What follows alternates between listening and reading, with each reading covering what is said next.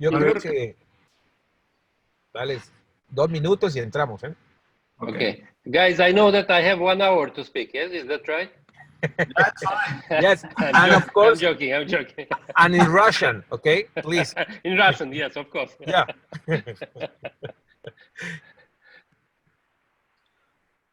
Just we will wait another 2-3 minutes just for people just to be with us, to connect with us, and we'll start.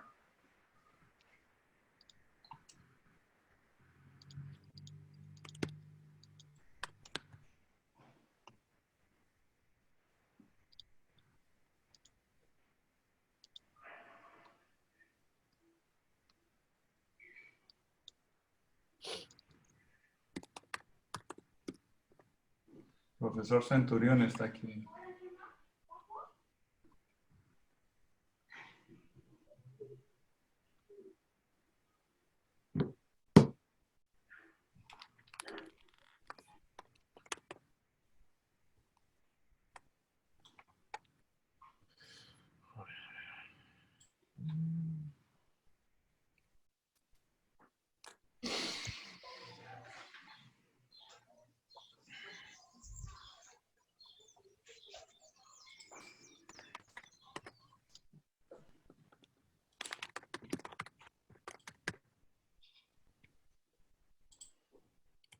Bueno, yo estoy ya listo, ustedes me dicen, ¿eh?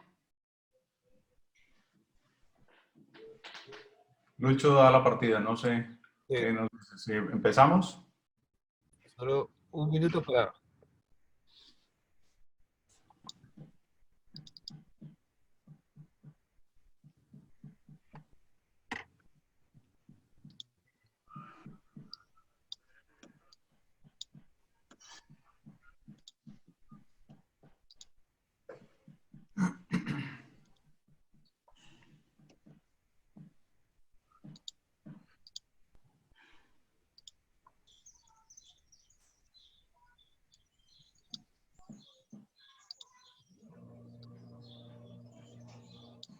Déjame ver que estoy aquí. ¿Lo pudiste enviar? Estoy tratando, pero ya eso lo vamos viendo y de acuerdo cómo nos va el tiempo, como les dije al principio, yo creo que vamos caminando. Sí. Chete, ya, vamos. Okay. Welcome to everybody to this Pupil Symposium. Please turn off your Microsoft. If you have any question, please write in the comments. Bienvenidos a este simposio de pupila, manejo pupilar. Por favor, si tienen alguna duda, alguna pregunta, escríbanlo en el chat. Nosotros se lo hacemos llegar aquí a los participantes y apaguen su micrófono. Luis, I'm going with you. Okay. You hear me, right? Okay, well, first of all, I would like to thank to the speakers. Ashin is from India, and Boris is in Russia. I don't know really if he's in Russia now because the background what he have. Okay, anyway,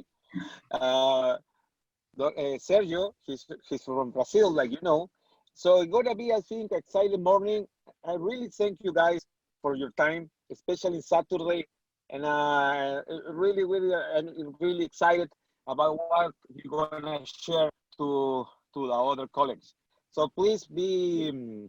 I want to thank to everybody to be here and have fun. José. Great.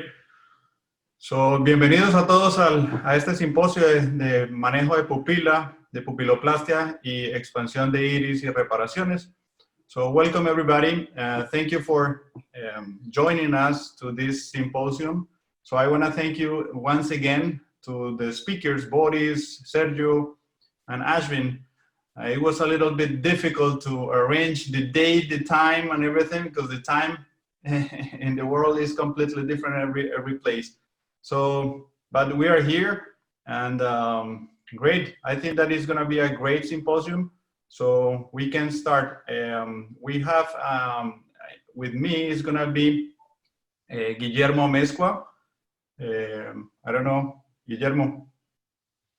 Morning, everyone. Oh, just very excited. Great lineup of speakers and ready to learn something about the pupil. Thank you for inviting me, Jose and Lucho. No, great. So yeah, we are extremely excited about this symposium today. So I think we will start with Dr. Ashwin Agarwal, right? So I think everybody knows him. I have one question for Guillermo. Miami Heat, but I think Lakers is in the first. Not last night. Understand about this Miami Heat, Guillermo? I don't think LeBron's face last night was very confident. I gotta enjoy it, you know. I gotta enjoy it. Last night was good. That's great. Okay, so Dr. Ashwin Agarwal, so everybody knows him, I guess. He's a great surgeon. He's a cataract, cornea, refractive and anterior segments reconstruction surgeon with a special focus on challenging and complex cases. He works at Dr. Agarwal's group in eye hospitals. So welcome, Dr. Ashwin. So we are ready for your speech, for your talk. So thank you once again for joining us. Thank you so much, Jose, and welcome everybody. First things first, namaste. That's the new hello in throughout the world now. That's what Trump said. But coming to the most serious point right now, pupil management. I think pupil today and the iris tissue today is completely changed what it was maybe 5 years back even. And I think people like Boris, Sergio, and all of these people have really revolutionized the way that the iris was managed from way back in the days, since when Malaysian ring came into place and Canberra ring came into play. So many things have changed with single pass through. What I'm trying to say is that that plane of working was never considered working until, you know, things like the management of small pupil and things started opening up. I'm going to be talking something very different, and I think in all aspects, I may talk what exactly opposite Boris is talking, because Boris might want to open up that pupil and I might want to close down the pupil. So in all that aspects, you know, I'm going to talk about a lot of pupilloplasty where we are trying to repair and damaged pupil. Boris is going to be talking about a complete opposite dimension of this.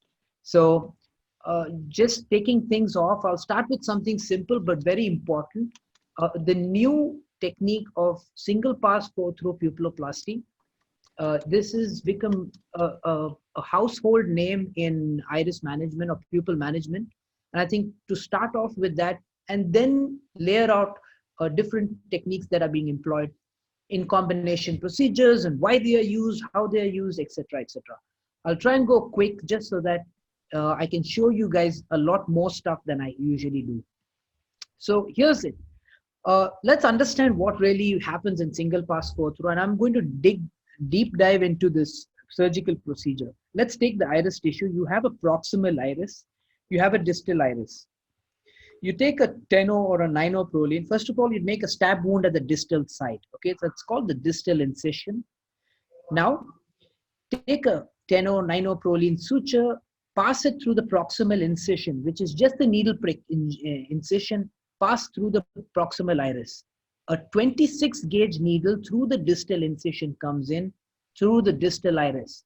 Railroad this 9-0 or a 10-0 proline suture through that 26 gauge lumen, bring it all the way out. That's it. That's as simple as it. You're railroading a suture from one side to the other. But very important to understand the suture trail. Let's divide the suture trail into 5 components. You have external to proximal incision to proximal iris to distal iris to distal incision, and distal incision to outside or external. Why this is important is because now I'm going to take the part 2. Look at this, part 2 of this trail to bring it out of the distal incision.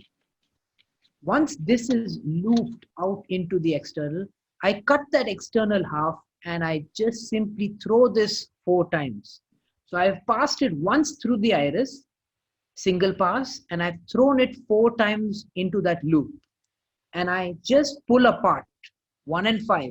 1 and 5 just go all the way apart to form my helical knot, which is what forms with the iris tissue. It will not work on a corneal tissue. It will work on an iris tissue to just sit and settle down in place. Till date, I have not had one suture come off, even just by it's not even probably a knot. So all you're doing is basically forming a structure, a complex structure. How this helps is basically I can do many more of these by causing less trauma, by using less amount of time, and so that's one of the aspects of doing how to do the single pass forthrough.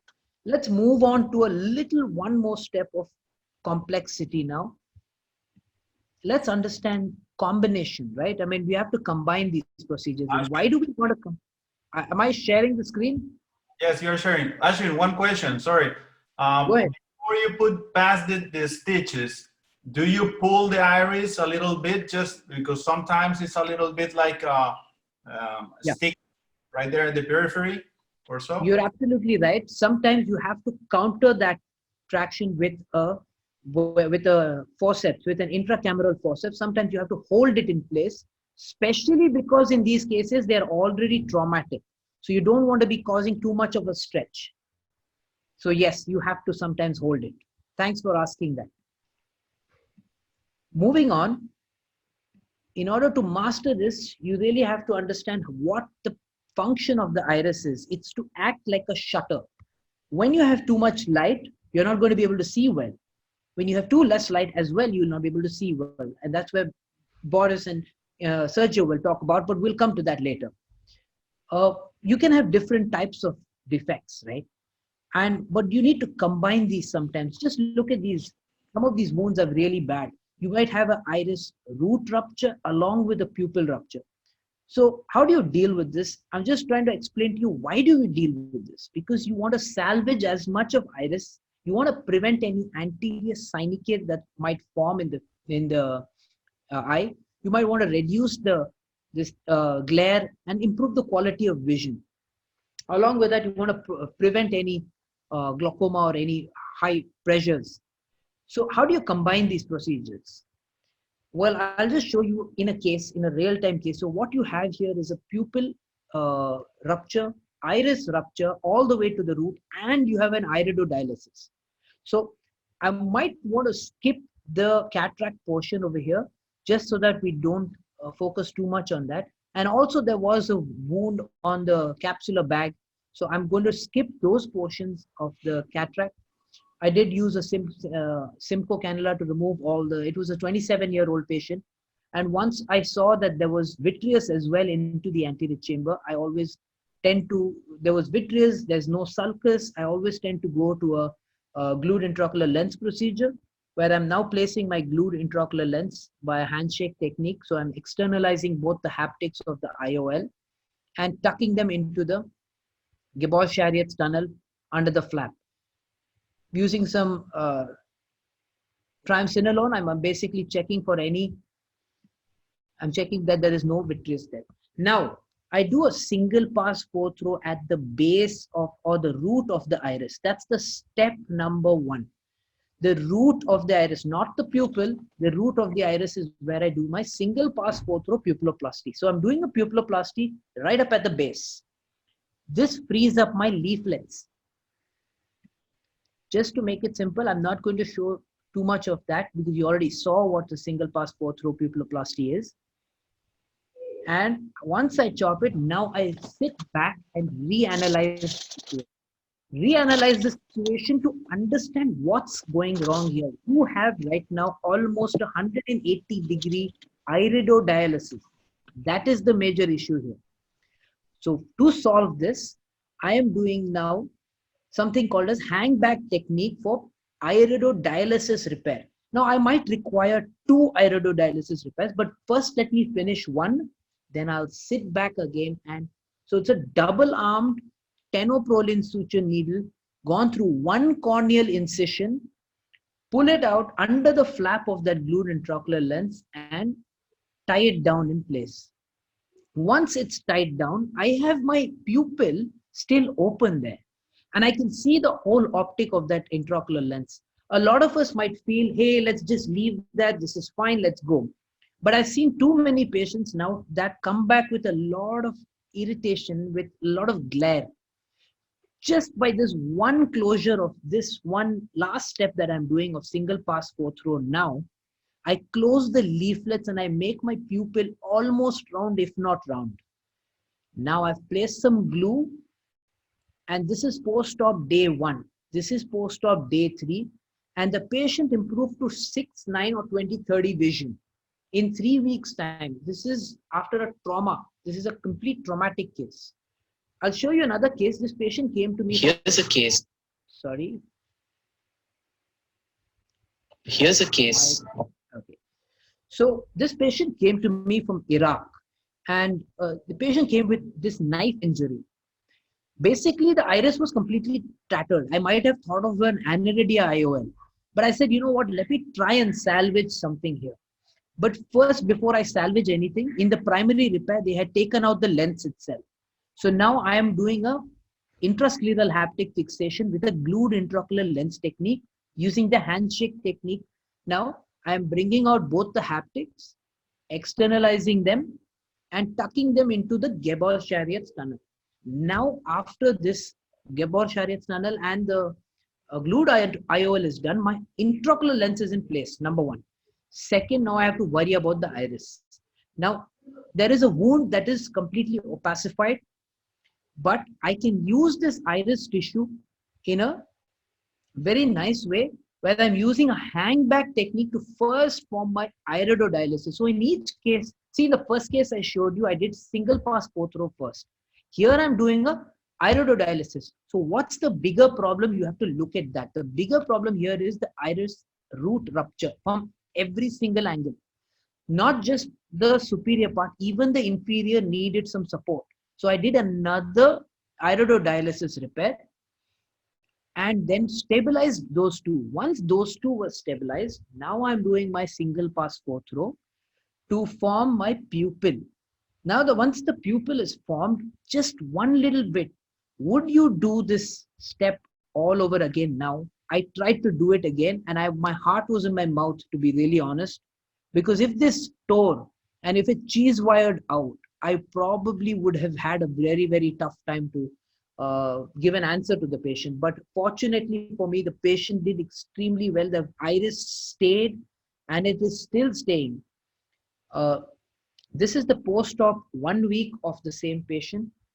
A patient improved to 6/24 with that intraocular lens and the iris repair. So I was fortunate enough from the pre-op how it was to now how it looks in this case. Let me explain a little bit more about. Sorry, yes, you can go ahead. Sorry to interrupt you, but the idea is just to make this a little bit more with Practice. Go ahead. Just We can ask questions and this. Yes. Dr. Mortiz, I don't know, is asking, how far from pupil border do you catch the iris in SFT? And how long do you cut the suture ends?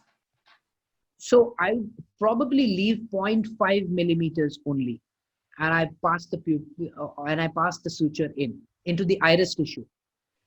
But here's the point.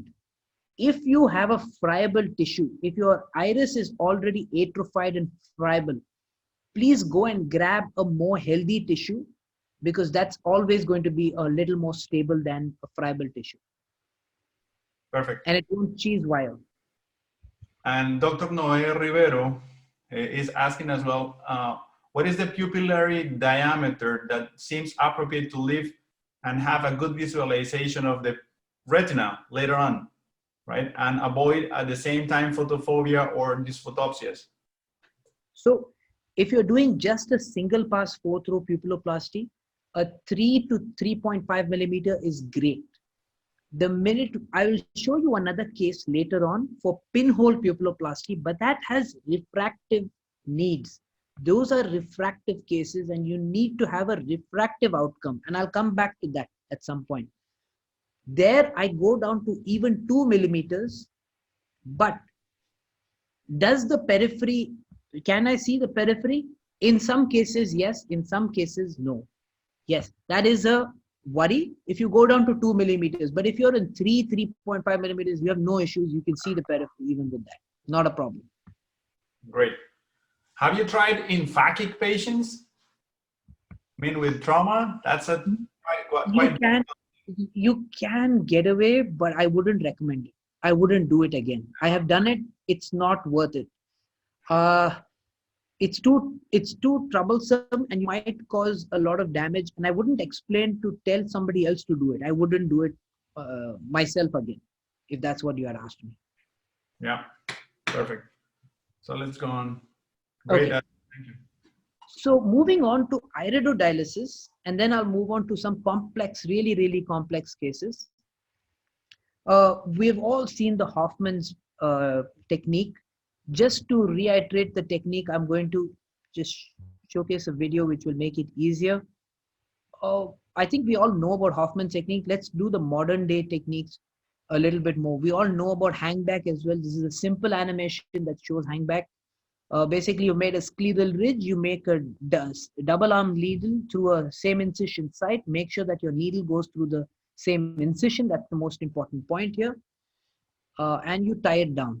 But this technique has really helped me a lot. And I think Ravi Kumar from India has brought out this technique. And I learned it from him through a YouTube video, honestly speaking. And I didn't even know him before, but I saw it through a YouTube and I really loved it.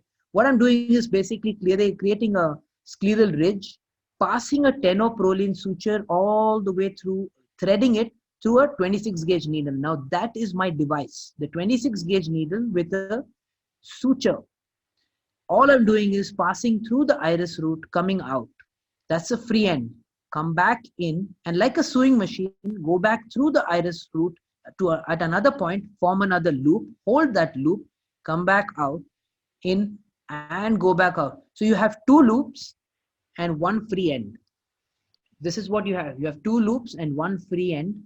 You cut the extra suture, you cut in between the loops. So once you cut in between the loops, you tie 1 to 2, the first free end to the first end of the first loop. I know it's a little confusing. That's why the animation kind of helps. And the crisscrossing of two. Don't tie the same loop to the back to each other. That doesn't really help. It'll go back inside. So cross each one of them and discard all the rest of the tissue. It basically does all the iridodialysis that you need to do. Mind you, this technique works. Sometimes if you have a nose bridge, it really doesn't work. So you can't really access that. Needle doesn't go in so easily. So you might have to do a bend. You might have to bend your needle and use it through a temporal incision type of technique. And basically you're just closing that scleral ridge after tucking the sutures in. This is basically an animation that explains the same procedure. Another technique that really works is the flange technique, the iridodialysis repair with the flange. So you're basically creating a 6-O-proline suture with a flange, passing the free end of that flange through that suture, which you've passed through the iris. Bring the flange into the, here's the flange, you bring it all the way up and then cut. I cut a bit too much this time. You might want to cut a little less. I think 4 mm is more than enough. And basically you just leave it in place, tuck it back into that wound, and that's about it. It's rather simple, easy to do. These are some new techniques that really have helped and worked in the recent past. You use 5 zeros? Sorry? It's 50, 6-O. 6-O? 6-O proline, yeah. Any 6-O proline suture, yeah. Okay. And all this is also there in my book, which was just released by Slack, Mastering Iris Repair. So whenever anybody should want, heliobooks.com, it's there. I'm going to stop my share and share with you some videos as well. So these are now moving on to a complex, more complex scenario. And I'll start with something very simple. This is pinhole pupilloplasty, but the reason why you do the pinhole in this case is very important to know. So look at this case, okay? Usually if you see a post-PK patient, they have a lot of abrasions. Not just that, in post-PK patients, you also have Uritz-Zavalia syndrome, wherein you have a fixed dilated pupil, like in this case. Why does it get fixed is because the iris kind of has its own peripheral anterior synechia attachments towards the side. And that is because the iris is very flaccid and it's very flexible. What we're doing in this, what we have started to do in these cases is, after you do the phacoemulsification, and just in interest of time, I'm going to skip the phaco part. I've placed my intraocular lens in the bag, so it's all gone well. Okay. And once this is done, now I have to decide what do I do next. At this point, I could have left this just the way it is, probably might have shut down a little bit, but not too much. Now, important, I free up all the iris from all the sides first. First, make it free. That's important to do when you're doing a pinhole pupilloplasty, because you want a lot of iris tissue coming to the center of the pupil. This is the first trick here. Second, I'm doing single pass 4-throw pupilloplasty. Once you do one single pass 4-throw pupilloplasty, you'll be able to gauge and judge how much is left to do. So you do another one on the other side. Now you have gaping wounds on either sides. Here you see, I'm using the endo light, which basically helps me visualize better.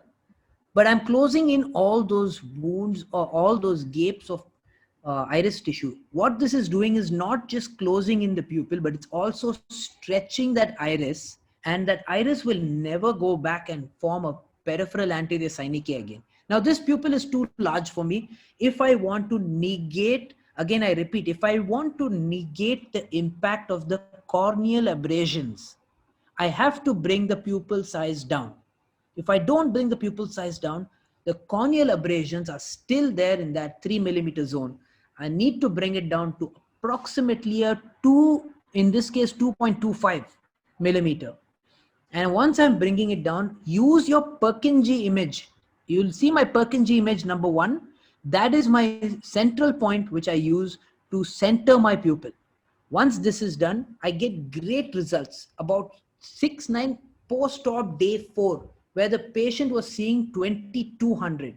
The patient was seeing, let me tell you again, 2200 before, was seeing 4th day post-op, 6-9 results. So almost back to square one, negating all that impact that they saw of the corneal abrasions.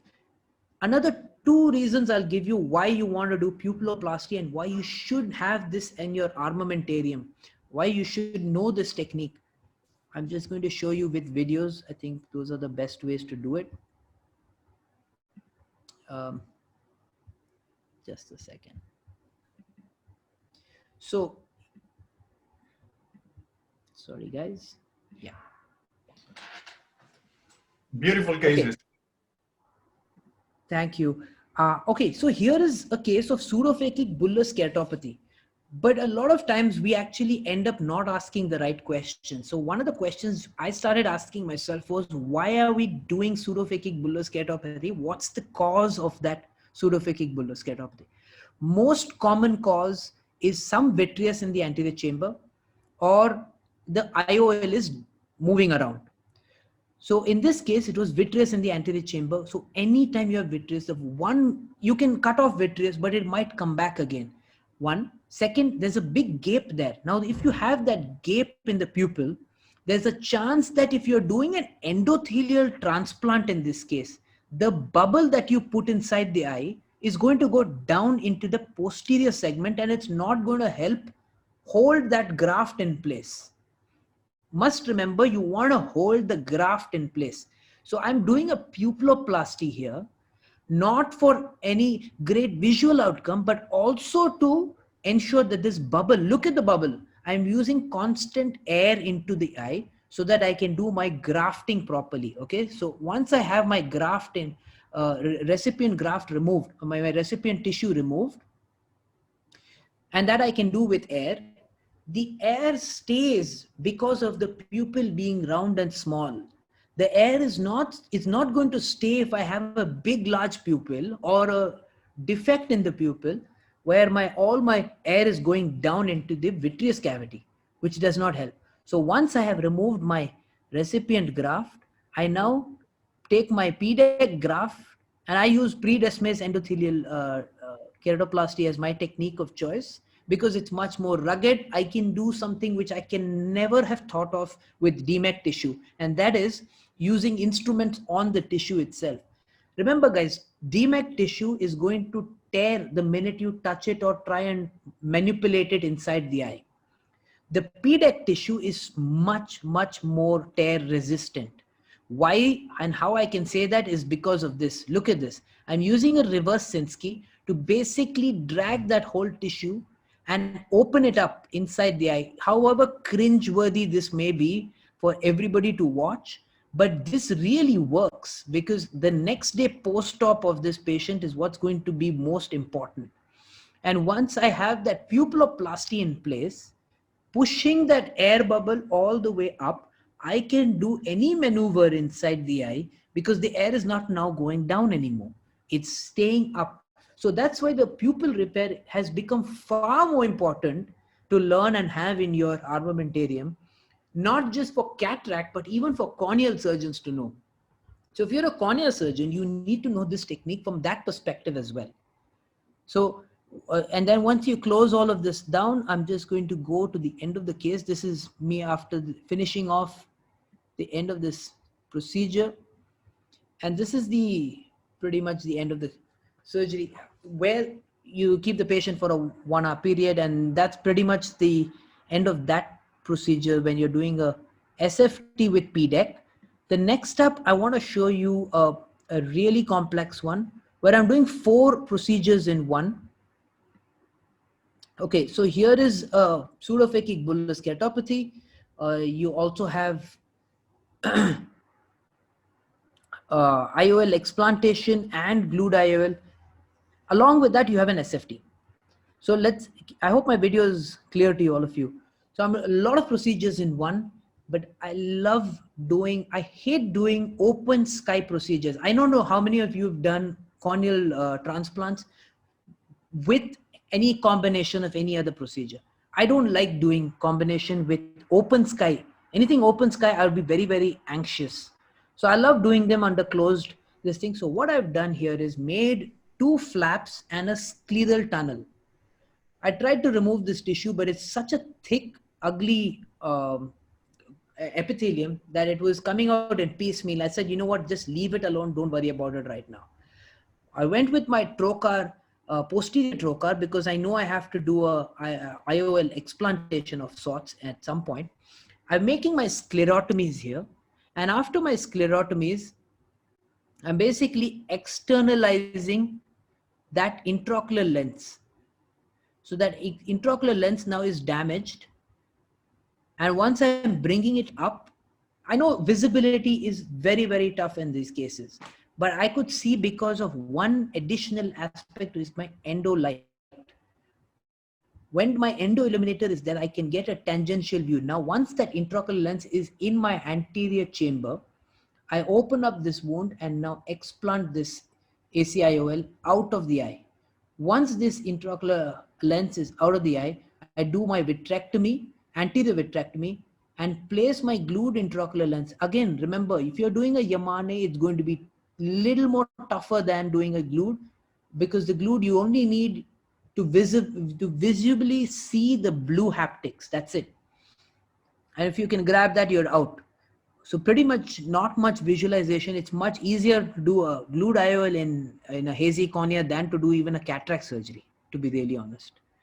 So another trick here is you put it into once you are tucked into the Gabor-Chariot tunnel, you're pretty much safe. So all this is done under closed globe eyes. I have not yet touched the cornea. Remember that. But that's not important enough. I also know that this patient is also having a wide dilated pupil. So to close that pupil down in size and to stretch that iris out, I also want to do a single pass flow through, which I can do through a hazy cornea like this. If I just use my endo illuminator, again, doing my single pass flow through here, I'm doing a single pass flow through here, And using my endo illuminator, I can see and visualize the blue proline suture and chop the sutures down to size. Once this is done, my air bubble I know will stay in place. Now that my air bubble can stay in place, I take my donor tissue. I've created my groove. I create now. There's infusion in the eye, so I have a taut eyeball. Less than 20 seconds, guys. My open sky time is 20 seconds only. That's it. So this is pretty much real time. As much as you can see, this is pretty much real time. I bring it in, it's done. I don't waste too much time of open sky time. And this is a big, huge sigh of relief for most corneal surgeons when I tell them to do something like this. Because I know the tensions that, we've all been through expulsive. I've had 3 of them in my life. So I know how it feels. It's not your fault, but it happens. And you'd want to avoid it as much as you can. Once the corneal procedure is done, so I've done basically an IOL explantation, IOL implantation, pupiloplasty, and a corneal suture, corneal transplantation over here. Once these 4 are done, we have a pretty good taut eyeball and good to go for this patient at the end of the day. Wanted to show these cases as prima facie of my talk. I know that there might be some questions, and most of them I hope I have to answer today itself. So great, Ashwin. Excellent cases, absolutely amazing the way how you handle all these situations.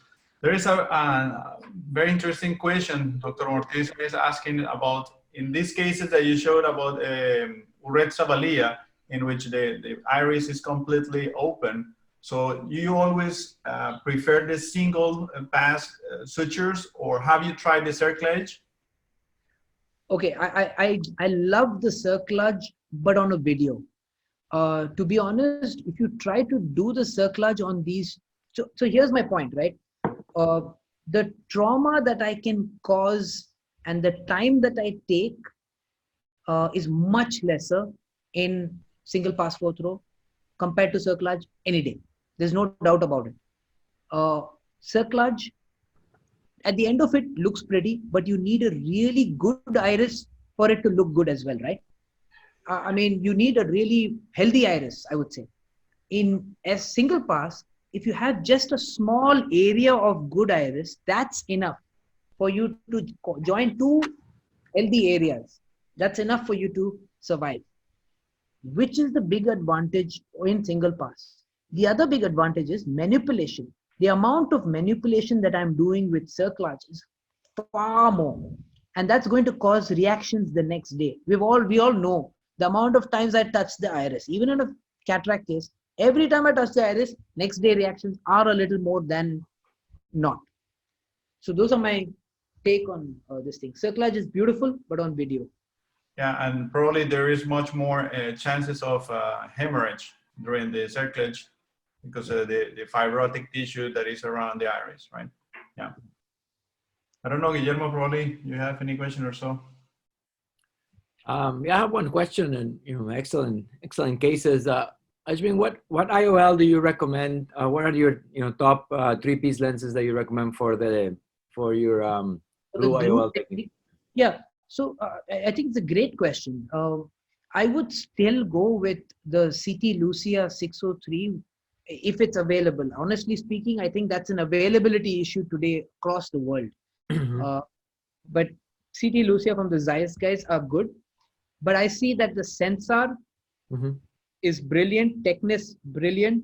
Any of these with the blue haptics are just brilliant. For glued IOL, fortunately, is much more forgiving because the haptics, even if they do bend a little bit while you are externalizing them, when you put them into the tunnel, they straighten out. Yeah. So that's very forgiving. Second advantage is there is no chance of it kinking or something like that, especially because you're holding the tip of the haptic. It's not like it's going through a bevel and then that bevel is going to kink here, there, based on your movement. That's why it's a lot more forgiving. And I would like to differ it like this. People love to do Yamane and others. Even if you're doing Yamane, you might require to do glued IOL at some point. It's your safety net. So if you want to survive in that intrascleral haptic fixation technique, you want to know gludial as a backup. Okay. Excellent. Excellent. So I think there are no more questions for now. So we can Fantastic. Jose, thank you so much for having me, and namaste again. Thank you very much for joining us, sharing all your experience, amazing videos, and the way that you handle all these things are incredible. Thank you. Congratulations, Thank you, Ashwin. Ashwin. Nice talk. Nice talk, Thank you. really. Probably we can go on. Guillermo, you can probably present our next speaker. Yeah, let me. So next, we have Dr. Boris Malyugan, who's one of our heroes here in anterior segment surgery. Boris is a professor of ophthalmology, and he is at the Feather of Eye Institute in Moscow. I've had the pleasure of doing wet labs with him, not just an outstanding surgeon, but a very humble person and a great teacher. And it's a great honor to have you here sharing your knowledge, Boris. Thank you very much for joining us from far away.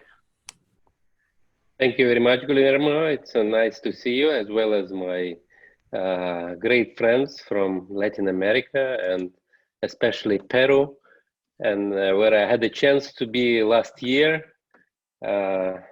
enjoying a little bit of your nice country. Obviously not enough, and it will be a good time to come back someday. So I will be talking about pupil management, of course, and I will be for sure focused on pupil expansion. As we know, small pupils can cause issues during cataract surgery, and this is the beginning of intraoperative floppy iris syndrome that is unfolding in that case. The pupil starts off more or less good size, but then during the course of the procedure, it starts to constrict and prolapsing through the paracentesis. So this is another case where again the pupil starts to constrict during the procedure, causing some difficulties for the surgeon to remove the cortical material from the capsular bag. And this is the cataract that is really hard, almost black.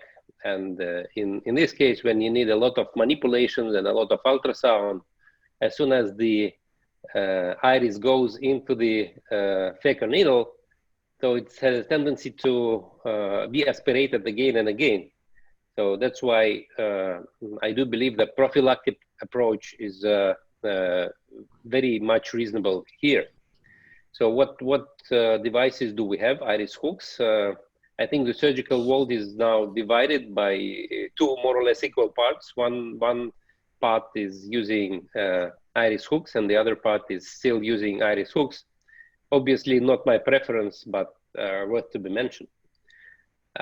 This is the kind of upgraded version of iris hooks because you can actually reduce the number of incisions by the factor of 2 because this is a scissor-like instrument, APX 200, disposable plastic devices that can be introduced into the eye through the paracentesis and expand the pupil sufficiently, enlarging for the cataract procedure. So, and obviously the rings are my best preference, and I will be showing you all different versions of the rings that we do have now. Apart from the device that is called Malyugin ring, we do have now available a lot of different other devices, such as that one, coming from India, made of nylon and having hexagonal shape, and as shown here, it is giving you a very nice polygonal pupil very sufficient, and it's a planar device. That's why it goes in to the anterior chamber through the very small incision, about one millimeter. This is eye-ring, a device made of polyurethane, also soft, and having special corners that I use to catch the pupillary margin as shown here. So the surgeon is engaging the corners of this device with the iris, utilizing Sinski hook one by one, and it's quite easy maneuver to be done, and removal of the device can also be done with the same insertion system that is used to insert the device into the eye. So this is another option that you may have. This again, device is square in shape, having positioning elements and also special fixation portions that I use to be attached to the iris. So these are the biomechanics of that device. You have to keep in mind that you need to stabilize it with the second instrument to avoid the upward movement that may happen in the anterior chamber. So this technique to be mentioned. So this is a 6¼ millimeters device, goes into the injector as shown here from the plastic holder, and by placing the device, the tip of the insertion device at the very center of the anterior chamber, it is quite easy to insert it on and place on top of the iris, and then you need to utilize Sinski hook, either introduced either through a main incision or through side port incision, and position the corners of that device one by one, placing it in the correct position. So this is another one which is made from nitinol wire. We know nitinol is a nice device because it keeps memory, and the material is very resilient, and at the same time it's thin and can be more or less gentle to the iris. And as shown here, again, it is possible to utilize a special proprietary injector to insert it into the anterior chamber, and then with the help of the second instrument, you can actually engage all these fixation elements. This is the patient having glaucoma. We can see small iridotomy here, and this is the reason why the pupil was not very much expanding in that case. And you need to utilize proper instruments that will help you to handle this pupil more or less successfully. The second generation of the Malugin ring is thinner, having the same shape factors and size, 6¼ and 7. However, it's more gentle to the iris and can be inserted through the small incision. And because the material is thinner, so it's having increased flexibility and increased scroll depth that help you to engage with the iris. So it's basically how the device is inserted, and this is the 7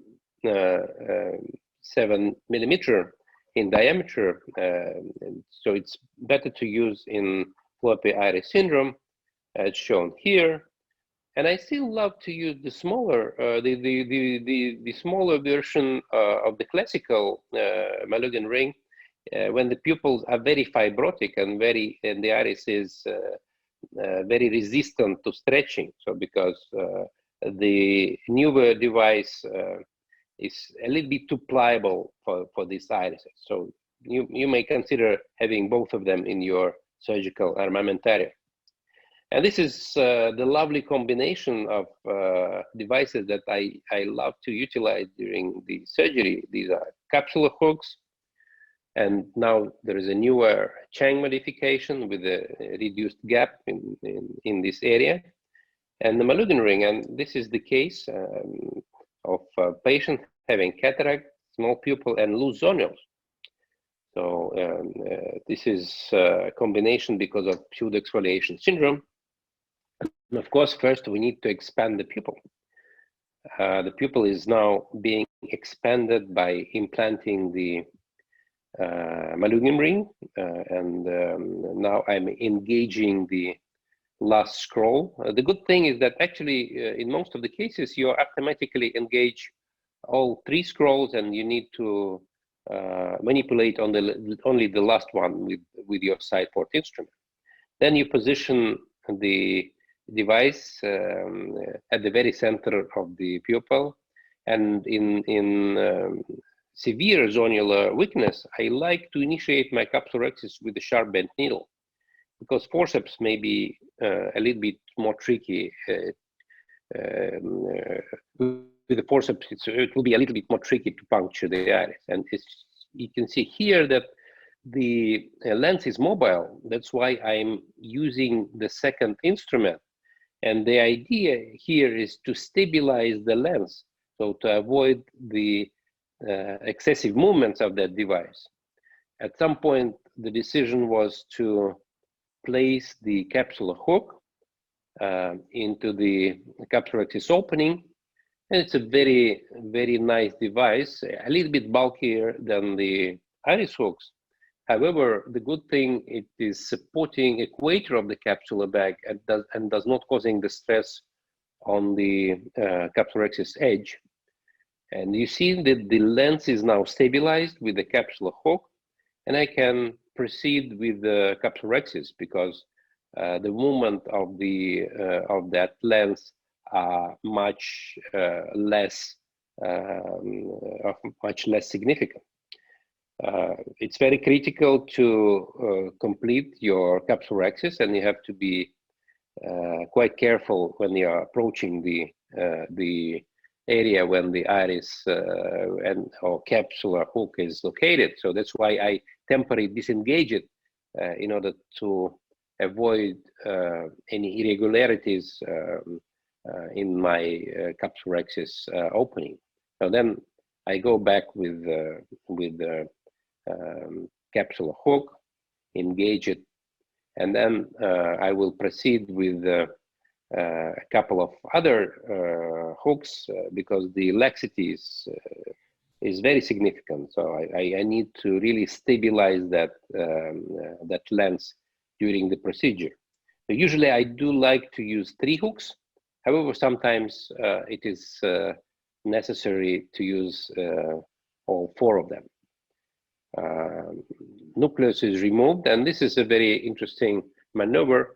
I like to sometimes to use irrigation aspiration, and here is the coaxial handpiece that is used in the irrigation mode only, and the aspiration tip is introduced through the side port incision, and we now have a very nice duet system from Alcon that help us to switch in between coaxial and bimedial modes. The decision here was to implant CTR a bit earlier than usual because the equator of the capsular bag was not very stable.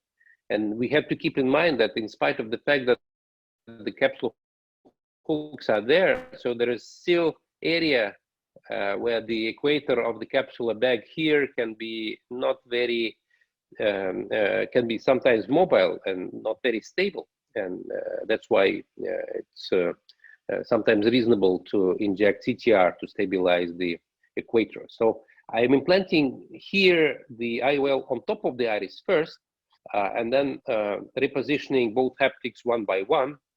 And the idea here is to implant the IOL haptics into the sulcus rather than into the capsular bag, because with that maneuver, with haptical elements and optic capture that will happen in a few seconds, so you have additional stabilization of the capsular bag complex and that may prevent the late dislocation of that IOL capsular bag complex. So now I'm capturing the optic, and it's time to remove the pupil expansion device.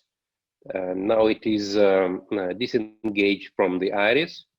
But Boris, are you using the 7mm ring in that case, or the 6.25?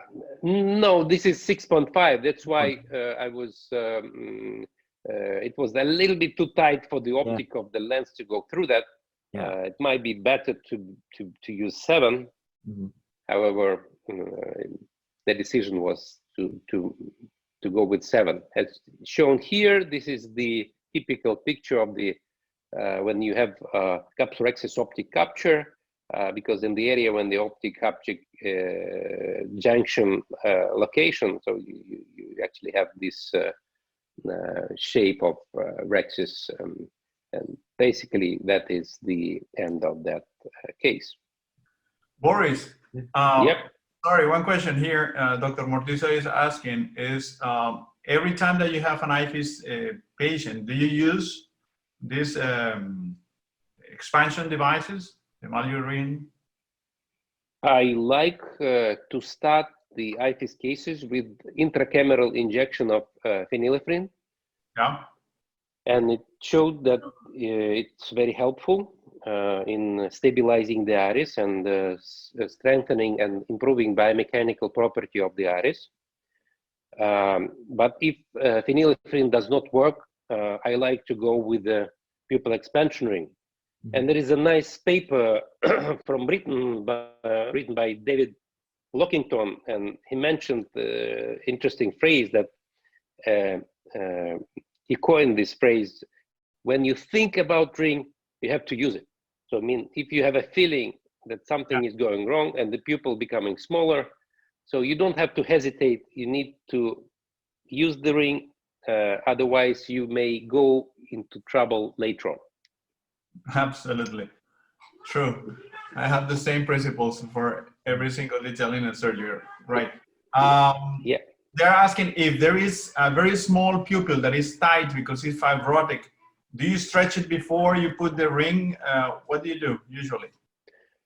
If the pupil is very fibrotic, such as in patient with uveitis or patient after glaucoma surgery or some other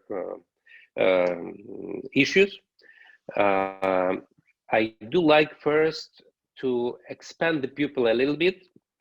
Sometimes there are pupillary membranes, and it's a good idea to remove it in advance before inserting the ring. And then I will recommend in these cases to use the first generation, the stiffer ring, because in these very small pupils, they are very fibrotic. So the newer version will better work with IFIS irises rather than with the uveitic irises. Great, perfect. And I would love to present one interesting case here, and this is the patient having corneal opacity, as shown here, and this is the area, and this is a long-standing. So this opacity comes from the childhood of that patient. That's why the decision here was that there is no reason to remove that or to make corneal transplant, because basically the patient was living with that cornea. However, on top of that, this lady was having cataract. So we decided to go on with just cataract surgery. There is a little bit of fibrosis on the anterior capsule. As a first step, I decided to remove the fibrosis with the idea of improving a little bit of visualization by removing part of this fibrosis. However, frankly speaking, that was not the best idea, because in spite of the fact that I removed a little bit of subepithelial fibrosis, there was still a significant amount of fibrosis behind it, and the cornea became a little bit irregular. So that was a challenge for that case further. So so here in that case, the visualization was very bad. So the decision was to improve my visualization by placing chandelier. So because I was not being able to achieve good reflex to create capsulotomy, anterior capsulotomy.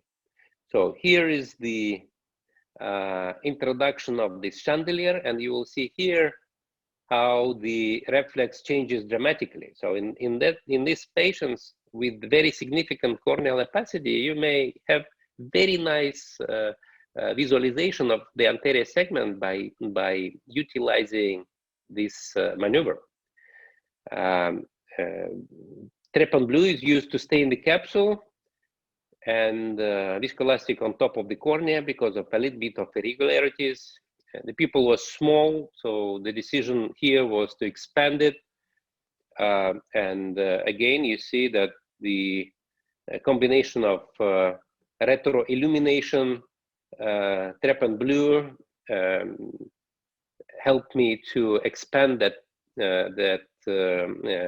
pupil and to have a good visualization while implanting the pupil expansion device, as shown here. I sometimes like to use bimanual insertion, and in that case, the pupil was quite small, frankly speaking. So by utilizing second hand, that helps you to engage the iris, you may avoid additional stress on the pupil. So bimanual insertion is sometimes useful, as shown here. So as soon as the pupil become wide, you see there is a nice, nice reflex. It's not red, it's not pink, as we get used to that because this this reflex is a little bit of greenish or yellowish. However, as shown here, you can see the edge of the capsule. You can see nicely the stained rexis, and you can see how the tears is created on the anterior capsule.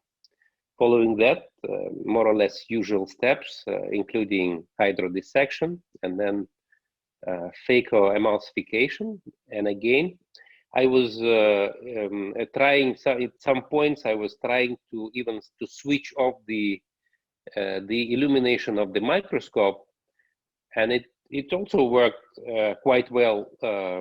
However, to my opinion, this combination of anterior and posterior illuminations helped me to visualize the anterior segment structures even better with that double illumination.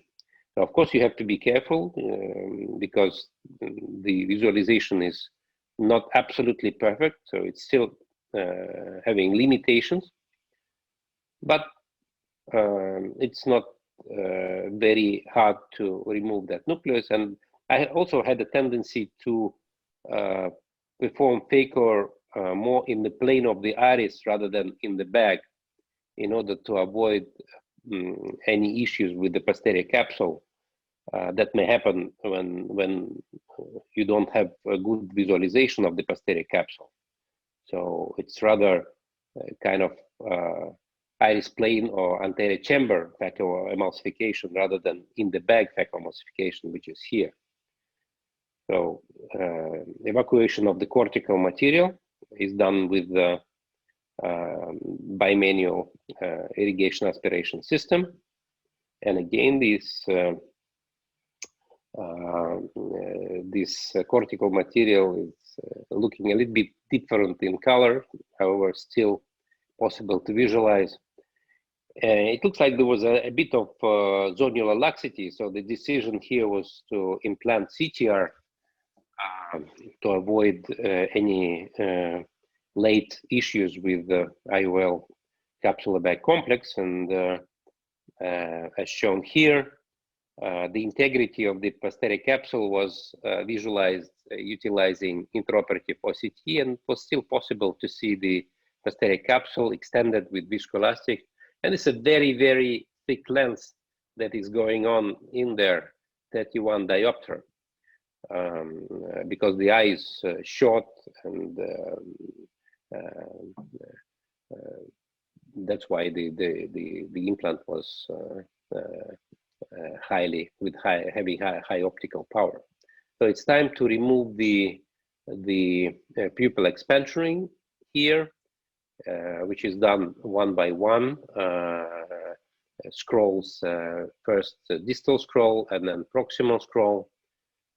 Following that, I utilize the insertion device to remove the ring from the eye. The pupil was a little bit of irregular, and the reason of that was that there was a fibrosis that was ruptured during pupil expansion. However, as you will see in a moment, as soon as we injected mycol, so the pupil constricted quite well. It's shown here. So this is a nice, more or less round pupil here. There is a suture in that area. IOL is located, well located in the capsular bed. So basically, the chandelier incision was sutured, and this is the eye at 1 month postoperatively. In 1 week, we've seen in that area there was a bit of edema in the area of the clear cornea corresponding to the main incision, because I believe it was a little bit of irrigation trauma and manipulation trauma. However, in 1 month, the cornea become more or less normal, corresponding to the sizes that we had preoperatively, 595 versus 774 micron. So the conclusions here is that significant variety of pupil expansion devices currently on the market. They vary with material, design, biomechanical properties, and intraoperative behavior. The selection is based on depending on individual surgeons' preferences. And I do believe in general we should be happy with the options that we have for small pupil cataract surgery at that particular moment. And I thank you very much for your kind attention. Thank you very much, Boris. That was a very interesting case, and I would have recommend the same, saving a keratoplasty and trying to do everything without much manipulation of the cornea. There's a question here that I think is a very important question. When you start doing your case, in a case, for example, of IFIS, and you think you can do it, but then after you do your capsulorhexis, the pupil becomes very small. What are your perils or tips to introduce the Malyugin ring in order to avoid problems such as capturing the rhexis and expanding the rhexis? Because I think that's something that can happen and it can be problematic. I agree that this is the major issue that you usually catch when you start injecting the ring after capsulorhexis already being done. So you usually catch the edge of the capsulorhexis, which is contralateral to the main incision. So you have to be quite careful. Sometimes injecting the viscoelastic behind the iris may help. However, it will not give you 100% guarantee that you will not catch, because sometimes the iris is flattening and you're losing some viscoelastic, and it still may happen. So my second pearl for you is that as soon as you injected the ring and placed it into the iris, I recommend you to utilize support manipulator and try to displace the ring up and down, left and right. And if you see it's moving freely, that's okay. That means that you did not engage the rhexis. However, if there is some restriction in any direction or in two directions, so that gives you the idea that you catch the iris here. So you have to disengage and engage once again. So basically, these are my 2 points: viscoelastic behind the iris, not 100% guarantee, and then move and then decide. I call it picture frame maneuver. So you use it like a picture frame. Perfect. Nice. Boris, just taking advantage of your last video, Guillermo, how you deal also with these cases like with corneal big or huge corneal opacities and cataract? Any other trick can you give us? I've never used the chandelier, but I mean that worked really well. I used the endo illuminator from the endocyclophotocoagulation machine that we have, or an old vitrectomy machine that we have, the Accurus. I use the endo illuminator. You can put it, you know, from the outside of the eye, or you can use it sometimes as your second instrument. You turn off the microscope light and you can use it as your second instrument in cataract surgery. In some of the cases of, for example, phaco-DSEC or phaco-DMEC, that the corneal edema is very severe, that will help you, you know, complete the surgery much safer. Good. Also, I agree with you, and I use the chandelier light outside sometimes, and also the early machine. You can change the color of the light, and this is very nice. So you can go in and change the color to like orange, something like that, and you have even a better reflex. But really, a really nice approach, Boris. I really love it. And just one comment, when we deal also with huge corneal opacities, what you can do, of course, if you are scheduled also for a PK, for a corneal transplant, and you want to avoid open sky technique that I hated always, is you can do a corneal keratectomy, like a thick flap, open, and just put just a little layer of viscoelastic over that, and you can improve a lot of visualization, can do the cataract in a closed system. And then, of course, you can finish with a PK. But I really like, Boris, your approach. It was really nice. So you have two lights. You don't have to turn off your microscope light. So in this case, in your case, you can use both, and you have a good visualization. I really like it. Really nice.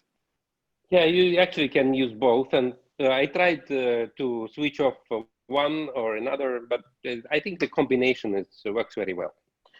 Shigeru Shimura from Japan presented a case when he came here, very interesting Steven Johnson with a lot of anterior opacity. He did a microkeratome, thick flap, you know, opened the flap, did the phaco, put the flap back, epithelium intact, worked out really beautiful. I thought that was really smart and worked out very well. Yeah, yes. And for long-standing, I want to repeat that. I think and only thing that I regret in that case is that I decided to try to remove this superficial fibrosis, which was not really worth it. So I think that it's better to keep it as it is and don't touch the cornea, because you may create some irregularities and induce astigmatism. So it's really, the best is to avoid any touch. Your patient will do very well with the scleral lens. The vision will be, I bet you will be very, very good. Yeah. Great. Boris, one more question. The last thing, once you remove the chandelier, do you do small vitrectomy right there, or just leave it as it is? No, I remove the chandelier, and then I take a small sponge, micro wet cell, to check if there is any vitreous strands. If so, you can use Vanna scissors to gently remove it, and then I place usually 8-0 bicryl single suture, both through the conjunctiva and through the sclera in one shot. So it's only one suture for the end of the case. Great, perfect. Great talk. Thank you very much, Boris. So Pleasure. I think we will go on. I don't know if there is any other question with Sergio. 1 minute, Sergio. I'm lost here. Okay. So now I'm going to present you Dr. Sergio Canabrava, that all of us, we know him very well. He's a great surgeon. A lot of skills over there. So has a degree in medicine from Federal University of Minas. He is currently a preceptor of cataract department of the Clínica de Ojos de Santa Casa, Belo Horizonte, and a member of cataract department of the Ophthalmological Center of Minas Gerais. Thank you very much, Sergio, for joining us. So it's Yes. really a pleasure to have you right here. En serio, muito obrigado por estar aquí con nos. You're mute. Yeah, open your microphone, José. Sí, espérate, lo busco, no sé dónde estás. Now, okay, I couldn't Yeah, before. yeah, fine. For me, it's a pleasure to be in this session, especially with my boss, Boris. This is the guy that started everything. And for me, it's a honor in which everybody here. And I will start my talk showing how my research in small people start. And many surgeons don't know about it. And I like to show, you need to enable my screen share is disabled. Jose, my host.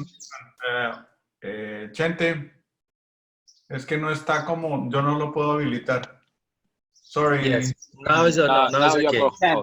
Now you Yes. Okay, can you see my 3D printer? Yes. Many doctors don't know about it, but when I start about small people, was about 3D printer.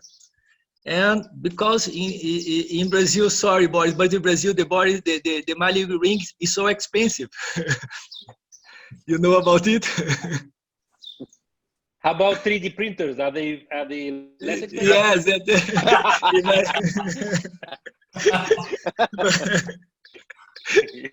but the public service here in Brazil, the name is SUS. Is there a lot of money? Then the idea was in 2015, the 3D printer was starting here in Brazil. And I thought, oh, okay, why not to develop the same device to insert in the eye with a 3D printer? It is the price is good, and you can help the developing country like Brazil. And then I was in my TV looking about this research about neurologics and orthopedics about 3D printer. Then I thought, okay, I can create a same device, and let's start to produce it. But look, my five tests before the end. I try a lot of designs into the printer. Then first test. Observe the first test in a pig's eye. It's impossible to go right. Then when I was go out, then I thought, man, I can do something with alternate parts. And this in my idea, and I did the alternate parts, and I think with 0.4 millimeter in height. Then it was the first design that I presented in ASCIS in Barcelona 2015 that I received a prize for this research. And then in this meeting, AJL from Spain looking for me to produce the ring. Then here in left side you can see the AJL ring, and here the 3D printer in micro optic design. You can see how the PMMA is more sweet.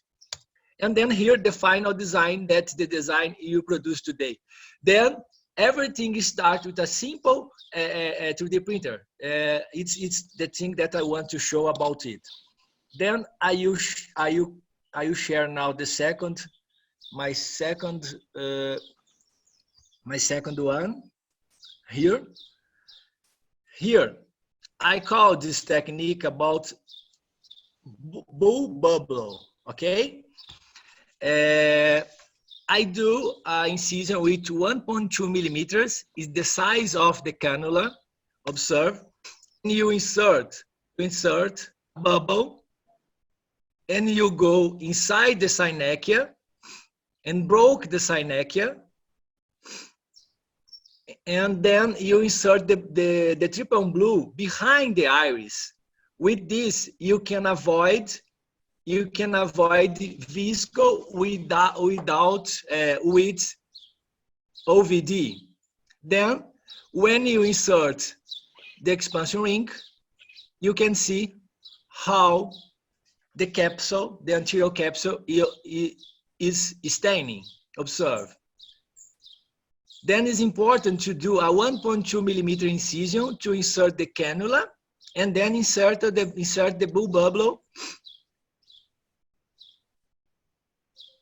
and then insert the trypan blue behind the iris. Then you can see, after insert the ring, how the anterior capsule is staining. Okay, let me share another case. Here, let me see. Here.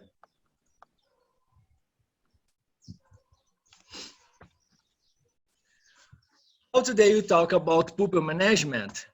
I have one case that I did a scleral fixation with my 4-flange technique, and that I use a cerclage. Then in this talk, Jose, I try to present many different ways to manage the pupil.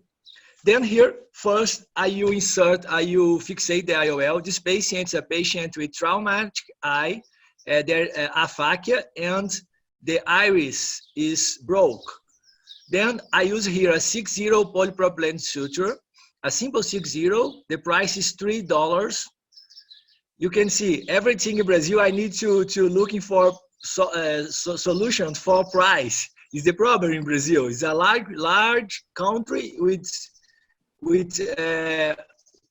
not a lot of money for the public service. Then Gore-Tex here is so expensive, $80. Then here repeat the procedure on the other side, a 29 gauge needle. I insert again the other piece of the 6-0 polypropylene suture, and I remove it from the other side. In the same here, I remove again. Observe how it's important to do the angulation, and it's important to do a tunnel in the sclera. Then here 4 eyelets IOL, you can do it with a physio. In Russia, there is a lot of, I think two IOL with 4 eyelets like this one. And then you pass this 5-6-0 propylene suture in the first side and repeat again in the other side. And then after we repeat it in the other side, you back, okay, you can see. Now it's okay. And again, the marker helped me a lot. And then you back it with a new 29 gauge needle. Don't repeat the needle. You need a new needle for each point. Okay, insert again the 6-0 polypropylene suture inside the lumen. I repeat, it's important to test it before, outside the eye. Okay, remove the third point and observe my right hand in the microforceps. I use the microforceps to help when I push out. Observe, I push out the needle and observe how I back with the angulation. It's important to have the scleral tunnel to bury the flange inside the scleral tunnel. Okay, now, after to have the 3 points of the fixation outside the eye, I can use a simple forceps and insert it. You can use a burrata forceps or you can use any forceps and insert it inside the eye. Sergio, why you don't insert the 4th point before to insert the IOL? To avoid the suture. Then I prefer to use 3, and then with the IOL in the position, I do the 4 point. Here again, it's important to note how the IOL stay so stable because you have 3 points to hold this IOL inside the eye. And then I insert the 4th point. It's important to note too, when you do the left eye, the nose is a problem. Then maybe you need a syringe to help you to don't touch the nose. Now observe the angulation again, how I back with the angulation, and remove it from the eye, and then I can adjustable. I like to say this double flanged suture with a simple problem is change again because you can do a lot of things, like for example Dr. Ashwin show about the iris fixation, and you can adjustable the IOL, you can adjustable the artificial iris, you can adjustable the iris like Ashwin show, and then I do the first flange at the bottom.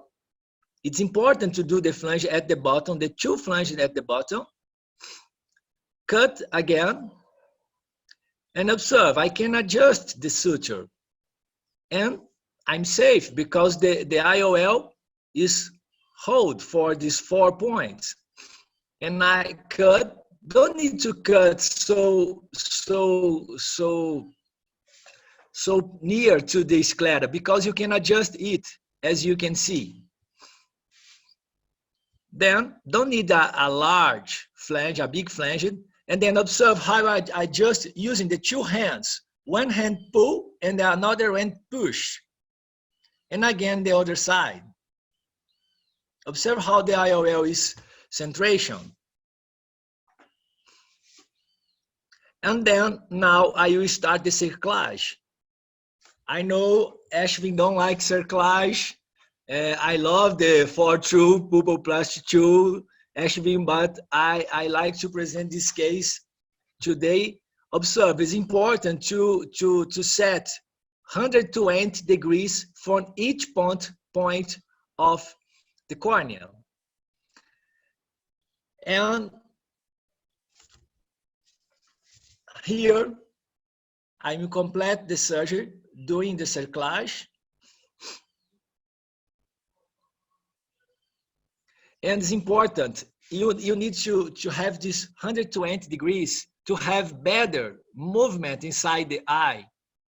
Then the mistake that I saw in some surgeons, then the surgery start to do a cerclage, is not to measure the 120 degrees between the 3 incisions.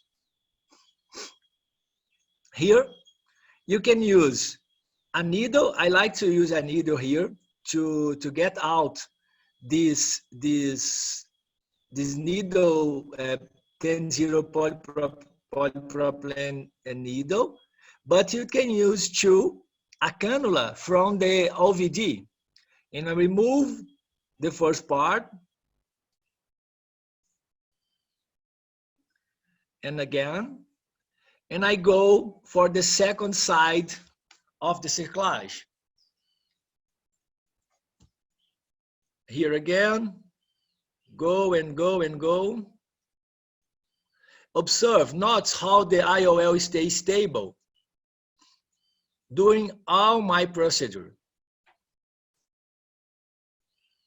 And again, after to do the cerclage in the second side,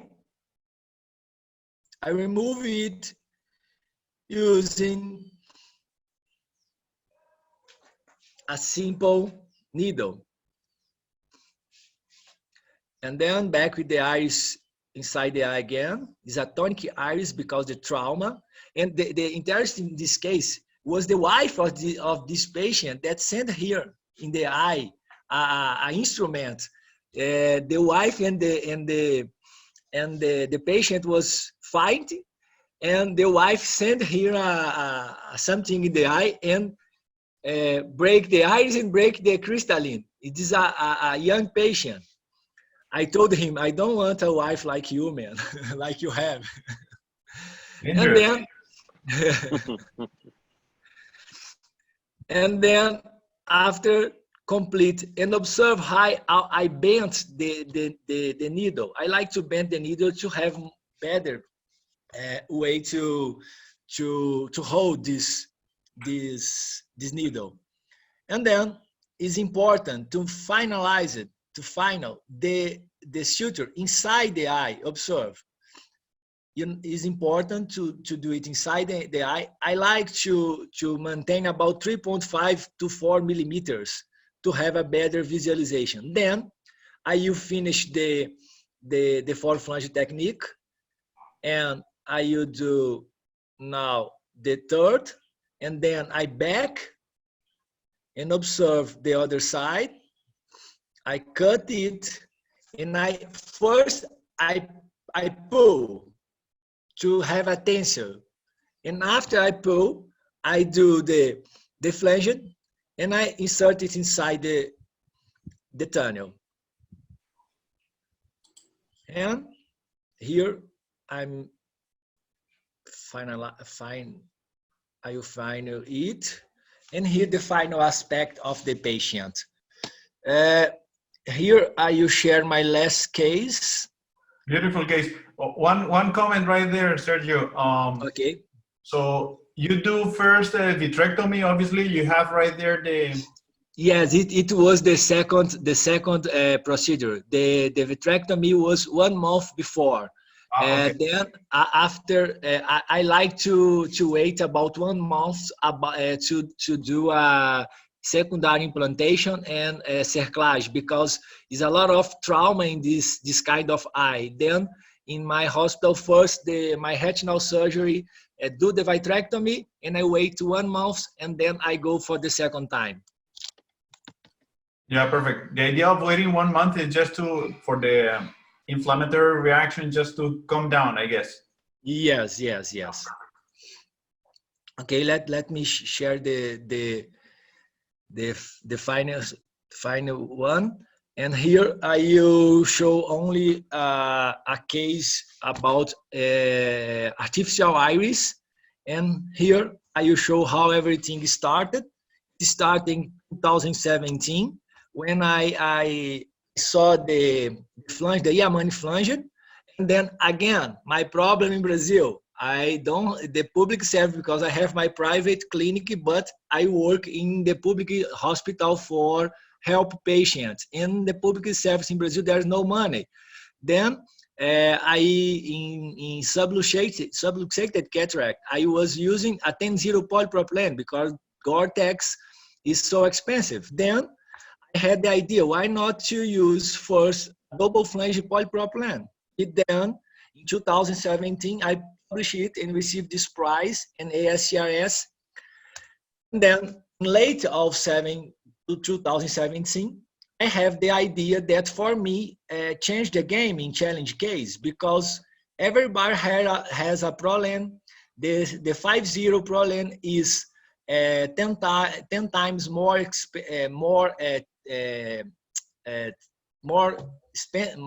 expensive, more thicker. Cheap. Más grosor. And more thicker. Yes, and 100 times more resistant than 10-0 polypropylene suture. Then I published it in ACIS 2018 with a Marfan syndrome. And then during 2018 and 19, I published for the first time the four flange technique. And this double flanged polypropylene suture that I published for the first time in 2017 opened a lot of techniques. For example, Dr. Noé Rivero, that stayed here with us, that published amazing modification with IOL, luxated IOL, that he bring this IOL fixate with the double flanged suture. Here a case from Dr. Kashikian. I help him to show about it, but Dr. Kashikian from Los Angeles did this iris, artificial iris. Here he was inserting the fourth flange technique with a 5-0, but for fourth flange, I suggest 6-0. Okay, 6-0 is better. And then Dr. Kashikian was the first surgeon that used the double flange to fixate artificial iris. And I bring this case because it's pupil management. I think it's interesting to show how it's possible to use the double flanged suture to fixate artificial iris. And then it's important to note in this surgery too, in the beginnings of the learning curve, all surgeons have afraid about the size of the flange. Observe how the flange in Dr. Kashikian surgery is large. Don't need a large flange. You can do a small flange. The important is do a scleral tunnel. If you do a scleral tunnel, you be safe to insert the small flange inside the tunnel, and there is not problem. Here, Dr. Kashikian using a human optics, as you can see, and she did more 6 flanged. I suggest him for the next surgery to use only 4 flanged, because in my opinion, in Brazil, you don't have human optics, because this I didn't eat till now. But for me, you can paste the polypropylene suture in the IOL and in the artificial iris, and then you do only 4 flanged. Then notice, don't need a large flange like this flange. It's normal in the beginnings of the technique. The surgeon has afraid about it. And then Jose, with this case, I finish all my presentation. And my secret, I think everybody know my secret now. My secret is the problem in Brazil, don't have money in the public service that I was my resident, and all my techniques I developed to help these patients, and the 3D printer, the Prolene suture, and it is. Thank you for the invitation. It's an honor to be here with all these important speakers, and let's go, man. Sergio, thank you very much. It was amazing to see all these cases, how you handle your skills. These techniques are amazing, and I think that help a lot of people. I had the opportunity to do something very similar to an artificial iris coming from Russia. And the difficult part, I think, is just not to cross all these cables, wires yes. coming here and there. Obviously, when it's your first time, it happens. So you have to remove, cut here, put it again, and this. But it's amazing. Yeah, the results are incredible. Thank you very much for your help. I don't know, Dr. Izquierdo, one question. Yes, Sergio. Again, thank you so much. It was a great presentation, great education for all of us. We're gonna have a next another webinar. It's called extreme. Have to deal with extreme cataract challenging cases. So I hope you're gonna join us. And also because that we are running out of time, I will prefer to present to give my presentation for that webinar. Okay, today is Saturday. I know many of you also married, and your husband or wife want to kill you, right? So really, really thank you so much, Boris, to Ashwin, to Sergio, Jose. You did really a great job. To I don't know how you did to encounter to everybody, to these all three big guys, and of course to Guillermo to share with us your experience and your time, especially Memo. Thank you so much also for your help. Thank you, everybody. Just one single question to close, Sergio. How long is the learning curve? They are asking, this Dr. Cristobal is asking, how many procedures you think that it's necessary for you to master this technique? If you do a wet lab or buy a plastic eye, for example, in South America, you have the bionic eye. The learning curve will be small because you work outside the eye. The problem is how Jose told the suture. Then if you start directly in the eye of the patient, you have problem. Then my suggestion is buy a plastic eye, and if you try it in the plastic eye, after the learning curve is so easy. My fellows do it with a 3 or 4 surgeries because, observe, all the surgery is outside the eye. The IOL is outside the eye while you pass the 3 points. Then the difficulty in this surgery is the size of the bulb of the flange, the angulation, and not cross the sutures. Is the 3 points important points. Great. Thank you very much. So once again, thank you, Sergio, Boris, Ashwin, for just joining us here, this magnificent symposium. So I don't know if Guillermo, of course, thank you very much for joining us and help us to moderate these great people here, great surgeons. Dr. Izquierdo, thank you very much. Chente. Yes. Thank you for all. And you can see this amazing symposium in ophthalmeducation.com. So thank you again and see you later. See you. Have a nice weekend. Take care. Bye. Oh, gracias. Thank you. Gracias. Namaste, Ashwin. Thank you so much.